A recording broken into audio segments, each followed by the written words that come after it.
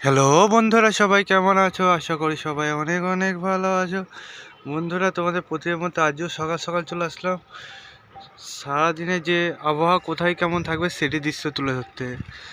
আজ যে সারাদিনে আবহাওয়া মোটামুটি বন্ধুরা, সকালে যেমন দেখতে হচ্ছে কুয়াশাচ্ছন্ন আকাশ আছে, এই কুয়াশাচ্ছন্ন আকাশ থেকে কিছুটা হলেও মুক্তি পাবে বন্ধুরা। তার সাথে সাথে এই যে কুয়াশাচ্ছন্ন যে আকাশ দেখছো, এই কুয়াশাচ্ছন্ন আকাশটা কাটবে এবং বাতাস বইবে।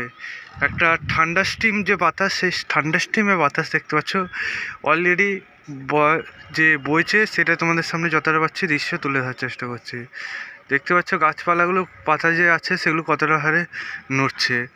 কিন্তু একটা আশার আলো যে দুদিন আমরা যে এটা দেখেছিলাম রাজ্যে বঙ্গবাসী একটা যে ঘন কুয়াশার দাপটে অনুভূত ছিল এবং ঘন কুয়াশার জন্য বাইরে কোনো কিছু দেখা যাচ্ছিল না। কিন্তু আজ যে দেখতে পাচ্ছি হালকা হলো দূরে কিছু জিনিস আমরা দেখতে পাচ্ছি এবং একটা দেখতে পাচ্ছি হালকা হলো সূর্য ভাবটা দেখতে পাচ্ছ আকাশের চারিপাশে হালকা হলো বোঝা যাচ্ছে যে আজ যে সূর্য উঠবে। বেলা হলে কি আমরা আগে তোমাদের বলে দিয়েছিলাম যে কিছু শনিবারের দিন কিছুটা সময় আমরা সূর্য মোটামুটি ভালো দেখব, সেই মতো আজকে দেখতে পাচ্ছি আমরা কিছুটা হলেও সূর্য দেখতে পাচ্ছি।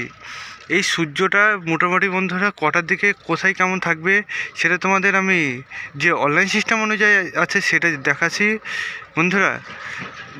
তোমাদের আমি যে এখন দেখাচ্ছি দেখতে পাচ্ছ আশেপাশে কেমন কি ওয়েদার আছে বন্ধুরা। এই ওয়েদার যত সময় গড়াবে তত চেঞ্জ হবে, তোমরা নিজেরা এমনিতে বুঝতে পারছো।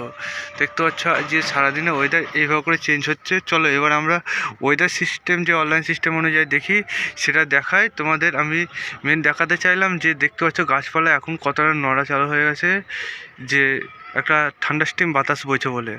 চলো আমরা বেশি এবার এদিক ওদিক না করে আমরা চলে যাই ডাইরেক্ট অনলাইন সিস্টেম অনুযায়ী কোন সময় কেমন কি ওয়েদার চেঞ্জ হচ্ছে এবং কোথায় কেমন থাকছে সেটা চলে এবার দেখানো যাক।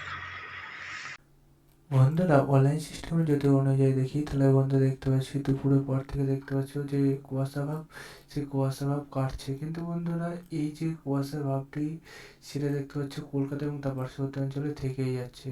সে দুপুর বলো আর রাত্রি বলো, সবসময় কুয়াশা ভাবটা থেকেই যাচ্ছে।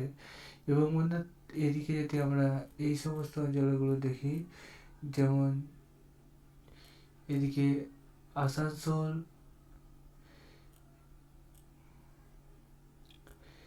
এবং ওপরে কিছু অঞ্চল যেমন ধরো খড়গপুর, এই সমস্ত অঞ্চলে দেখতে হচ্ছে টেম্পারেচার খুবই বেশি থাকবে। টেম্পারেচার দেখতে হচ্ছে সব জায়গায় মোটামুটি যে বেশি থাকছে। টেম্পারেচার যে বেশি থাকছে সেটা তোমরা দেখতে পাচ্ছ অনলাইন সিস্টেম অনুযায়ী। এবং সূর্যের ভাবটা দেখতে পাচ্ছ হালকা উঠছে, কারণ বন্ধুরা সূর্য উঠছে কিন্তু সূর্যের সাথে দেখতে পাচ্ছ হালকা হলো কুয়াশাচ্ছন্ন ভাবটা থেকে যাচ্ছে।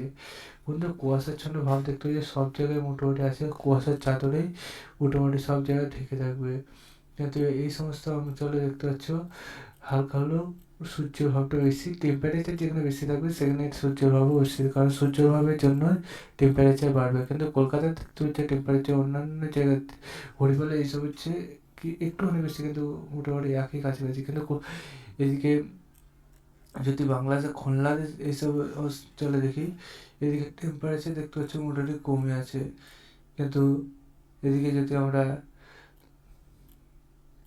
এদিকে কলকাতার পার্শ্ববর্তী অঞ্চলগুলোতে দেখতে পাচ্ছি সব জায়গায় টেম্পারেচার মোটামুটি একই থাকছে, কিন্তু গত দিনের তুলনায় 2 ডিগ্রি বেশি।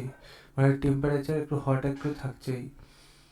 এবং এটা যত বেলা গড়াবে তত টেম্পারেচার একই থাকবে এবং সন্ধ্যের দিকে টেম্পারেচার একটু কমতে শুরু